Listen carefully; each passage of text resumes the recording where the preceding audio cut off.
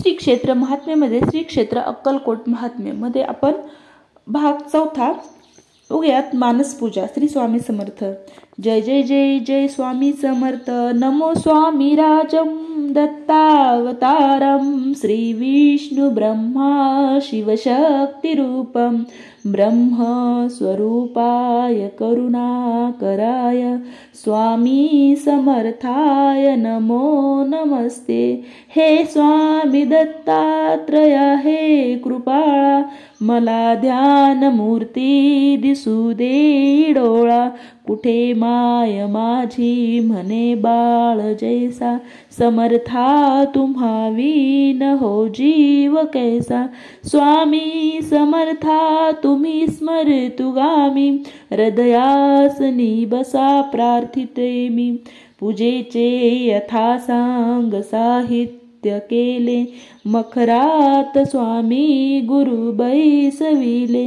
महाशक्ती जेथे उभ्या ठाकताती जिथे सर्व सिद्धी पदी लोळताती. असे सर्व सामर्थ्य तो हा समर्थ परब्रह्म साक्षात गुरुदेव दत्त. सुवर्ण ताटी महारत्न ज्योती ओवाळुनी अक्षताला ओ मोती. शुभारंभ ऐसा करुनी पूजेला चरणावरी ठेवूया मस्तकाला. हा अर्घ्य अभिषेक स्वीकारी माझा तुझी पाद्य पूजा करी बाळ तुझा.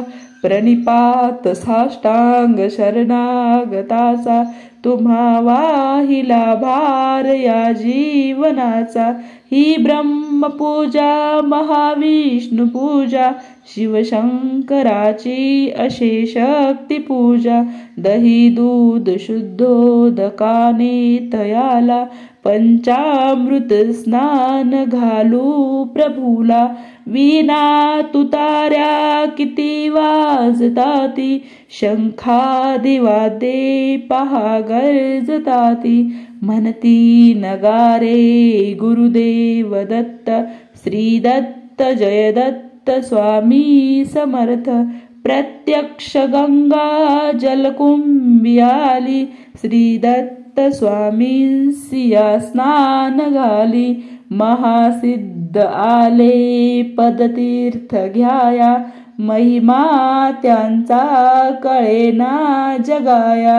मी धन्य झाले हे तीर्थ घेता घडू दे पूजा ही यथा सांगाता. अजानुबाहू भव्य कांतीस तेज नसे मानवी देह हा स्वामी राजा. प्रत्यक्ष श्री सद्गुरु दत्तराज तया घालूया रेशमी वस्त्र साज. सुगंधित भाळी टिळा रेखिएला शिरी हाजरी टोप शोभे तयाला. वक्षस्थळीला विल्या चंदनाचा सुवास जो वाढवी भावसाचा. श्री वाहुया बिल्व तुलसी दलाते गुलाब जाई जुई अत्तराते. गंधाक्षता वाहुदिया पदाला हो अर्पुया जीवन पुष्पमाला. चरणी करांनी मिठी मारू दे म्हणेले करासी सांभाळाई. इथे लावूया केशर कस्तुरीचा सुगंध तहा धूप नाना पत्रीचा. पुष्पांजली ही तुम्हा अर्पिएली गगनांतुनी पुष्पवृष्टी जहाली. करुणावतारी अवधूत कीर्ती दयेची कृपेचीच जी शुद्ध मूर्ती. प्रभा फाकली शक्तीच्या मंडलांची अशी दिव्यता स्वामी योगेश्वराची. हृदय मंदिराची ही स्नेह ज्योती मला दाखवी स्वामींची योग मूर्ती. करू आरती आर्त भावे प्रभूंची, गुरुदेव श्री स्वामी दत्तात्रयांची। पंचारती ही असे पंच प्राण, ओवाळुनी ठेवू चरणावरून। निघेना पुढे शब्द बोलू मी तोही, मनीचे तुम्ही जाणता सर्व काही। हे स्वामी राजा बसा भोजनाला, हा पंच पक्वान नैवेद्य केला। पुरणाची पोळी तुम्हा आवडीची, लाडू करंजी असेही खव्याची। डाळिंब द्राक्षे फळ आणि मेवा, केशरी दूध घ्या स्वामी देवा। पुढे हात केला या लेकराने, प्रसाद द्यावा आपुल्या कराने। तांबूल घ्यावा स्वामी समर्था, चरणाची सेवा करू द्यावी आता। प्रसन्नतेतून मागू मी काय, हृदयी ठेव माते तुझे दोन्ही पाया। सर्वस्व हा जीव चरणीच ठेवू, दुजी दक्षिणा मी तुम्हा काय देऊ।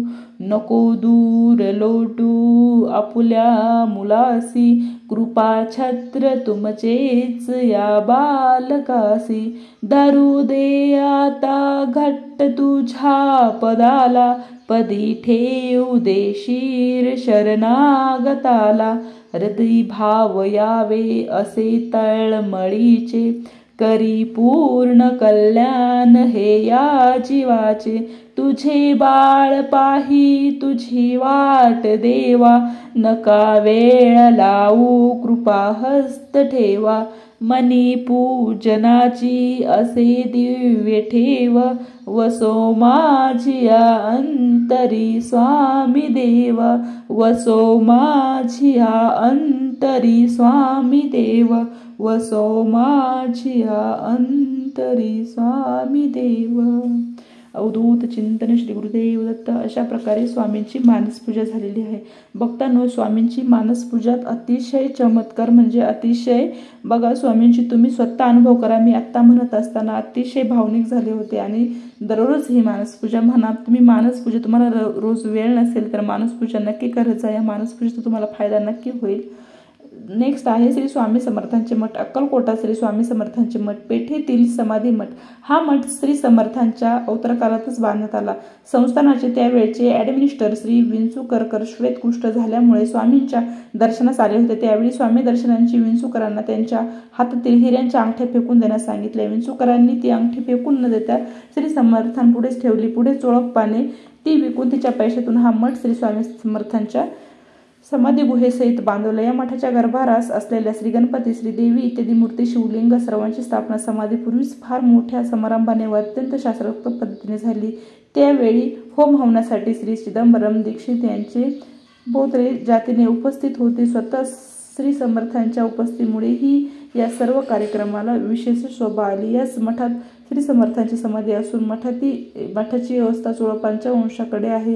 हे स्थान जागृत असल्याचा अनेकांना अनुभव आहे। वडाखालील मठ श्री समर्थांचे कायमचे बसण्याचे आवडते स्थान। हा मठ 1920 ते 21 साली पंच कमिटीने बांधविला। या वडाखाली जो आड आहे त्याचे पाणी पूर्वी खारे होते। एक दिवस समर्थांचा एक भक्त ज्योतिबा पाणी आणण्यासाठी साखर विहिरीकडे निघाला असता समर्थाने त्याला कहा जा रहा है असे विचारले।